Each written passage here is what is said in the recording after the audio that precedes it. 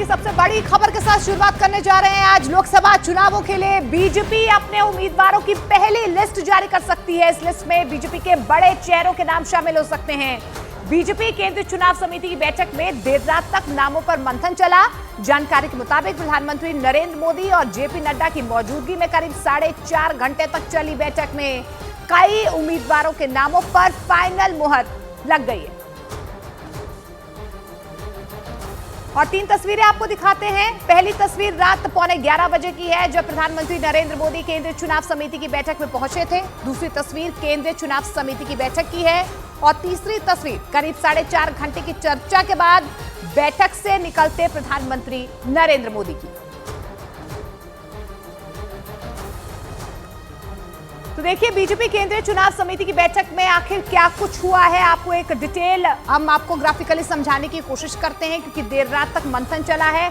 18 राज्यों की 350 से ज्यादा लोकसभा सीटों पर चर्चा हुई है। तो देर रात तक मंथन हुआ है। लगभग पहली लिस्ट जो है फाइनल हो चुकी है। 120 से ज्यादा सीटों पर उम्मीदवारों के नाम जो है वो फाइनल हो चुके हैं।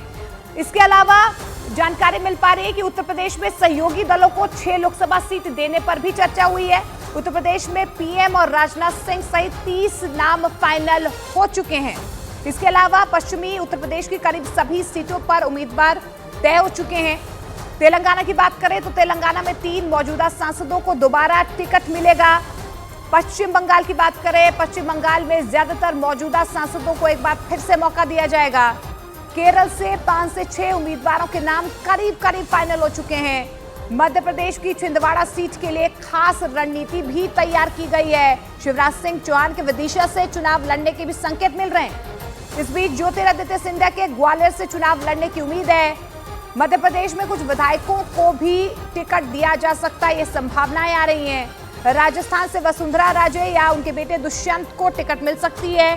छत्तीसगढ़ की बात करें तो छत्तीसगढ़ में 4 लोकसभा सीटों के लिए उम्मीदवार तय कर लिए गए हैं। झारखंड से अर्जुन मुंडा, निशिकांत दुबे का नाम फाइनल हो चुका है।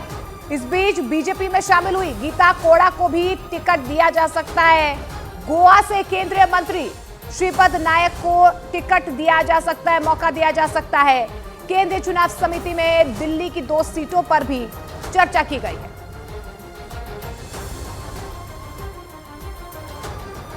लोकसभा चुनाव को लेकर पहली सूची जो बीजेपी जारी करने वाली है, उसको लेकर अहम बैठक पीएम की खत्म हो गई और आप तस्वीरों में यहाँ पर पीछे देख सकते हैं कि 4.5 घंटे के आसपास ये बैठक चली है और उसके बाद अब पीएम रवाना हो रहे हैं। बेहद अहम बैठक ये है, ये संगठनात्मक स्तर से और एक पहलुओं पर यहाँ पर चर्चा हुई और हर उम्मीदवारों को बाकायदा पीएम मोदी की नज़र से उनको वो एनालाइज किया गया और उसके बाद उनकी मंत्रणा की गई। लोकसभा चुनाव में जो उम्मीदवार हैं, आखिरकार उनका जो पैमाना क्या है, उनकी जीतने की क्षमता क्या है, किस तरीके से वो बातें जनता को ले जाएंगे, इसी जगह पर इसी बैठक में ये तय हुआ। और कुल मिलाकर कैसे बीजेपी चुनाव मैदान में उतरेगी और किस तरीके से संगठन को साथ लेकर आगे जाएगी, ये बेहद अहम महत्वपूर्ण बैठक यहाँ पर ये खत्म हुई है। और पीएम मोदी की मौजूदगी में बाकायदा सारे जो उम्मीदवार हैं, जो पहली सूची जो आने वाली है, उनके नज़र से होकर गुजरे हैं और खुद पीएम ने बीजेपी के शीर्ष नेताओं की मौजूदगी में इन सारे उम्मीदवारों के चयन में अहम भूमिका निभाई है। कैमरा पर्सन अनिल सूद के साथ अमित पांडे, दिल्ली न्यूज़ 18 इंडिया। और लखीमपुर खीरी में बीजेपी सांसद बृजभूषण सिंह ने राहुल गांधी पर विवादास्पद बयान दिया है। राहुल गांधी पर निशाना साधते हुए बृजभूषण सिंह ने कहा कि राहुल गांधी एक गैर जिम्मेदाराना और अपरिपक्व नेता हैं। ये दुर्भाग्य है कि वो नेहरू खानदान में पैदा हुए हैं। राजीव उनके पिता हैं, लेकिन राजनीति में उनकी समझ 0 है। तो बड़ी खबर आपको बता दें, बृजभूषण जो बीजेपी सांसद है, उनकी तरफ से राहुल गांधी पर यह विवादास्पद बयान सामने आया है। उनकी तरफ से कहा गया है कि राहुल गांधी गैर जिम्मेदाराना नेता हैं, परिपक्व नहीं है राजनीति में। जो पुश्तों से चली आ रही जो लेगेसी जो उनको मिली है विरासत में, वो उसको जिम्मेदारी से निभा नहीं पा रहे। ऐसी बातें राहुल गांधी को लेकर बृजभूषण सिंह ने कही। राहुल जी एक गैर जिम्मेदार नेता हैं। अपरिपक्व नेता हैं। दुर्भाग्य है कि वो नेहरू खानदान में पैदा हुए, राजीव जी उनके पिता हैं, लेकिन राजनीति की समझ उनके अंदर बिल्कुल नहीं है, जीरो है।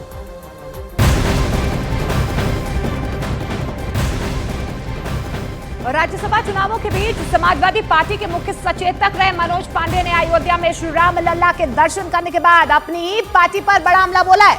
उन्होंने समाजवादी पार्टी के शीर्ष नेतृत्व को कटघरे में खड़ा करते हुए यह आरोप लगाया है कि पार्टी की बैठक में मुख्य सचेतक के रूप में विधायकों को श्री राम मंदिर में दर्शन करने की बात कही गई थी, लेकिन सभी विधायकों को ऐसा करने से रोक दिया गया था। तो आपको बता दें, मनोज पांडे की तरफ से अपनी ही पार्टी पर निशाना साधा गया है। रामलला के दर्शन करने वो पहुंचे थे और इस बीच ये पहला मौका नहीं है जब उन्होंने अपनी ही पार्टी के खिलाफ इस तरीके से बागी सुर अपनाए हो। मैंने दल की बैठक में भी मैंने मुख्य सचेतक के रूप में ये मांग की थी कि सभी विधायकों को दर्शन कराया जाए। हमें दुख है इस बात का, अफसोस है हमें कि हम सबको भगवान राम के दर्शन के लिए रोक दिया गया। कितना दुख हुआ होगा जब बिना राम के हम कुछ नहीं हैं। हमारा ये जो शरीर आप देख रहे हैं, इसे अगर आत्मा निकाल दिया जाए तो ये निर्जीव शरीर है। आत्मा है जो भगवान राम, उनके लिए रोका गया। ये मैं समझता हूँ कि भारत देश जैसे देश के लिए एक दुर्भाग्यशाली था। हालांकि मनोज पांडे मुख्य सचेतक का जो पद है वो छोड़ चुके हैं, लेकिन लगातार अपनी ही पार्टी पर हमला बोल रहे हैं। उनके बागी तेवर सबसे पहले हाल ही में राज्यसभा चुनाव के दौरान देखने को मिले हैं। ग्राफिकली आपको समझाने की कोशिश करते हैं कि कब जो है यहाँ पर मनोज पांडे की तरफ से बागी सुर अपनाए गए हैं। समाजवादी पार्टी में आपको बता दें 2012 में ये पहली बार विधायक बने थे। समाजवादी पार्टी के मुख्य सचेतक है, उस पद से उन्होंने उस पद को छोड़ दिया है। 2017 और 2022 में बड़े आंदोलनों में भी ये शामिल रहे हैं। तो आपको बता दें कि साल 2012 में पहली बार विधायक बनने के बाद 2017-22 के चुनाव में खड़े उतरे थे और जीत भी हासिल की थी इन्होंने। रायबरेली की ऊंचाहार सीट पर उनका इतना प्रभाव है कि जब ये सीट बनी तब से वो वहां के विधायक हैं। मनोज पांडे का रायबरेली के अलावा आसपास के जिलों में भी अच्छा खासा प्रभाव माना जाता है।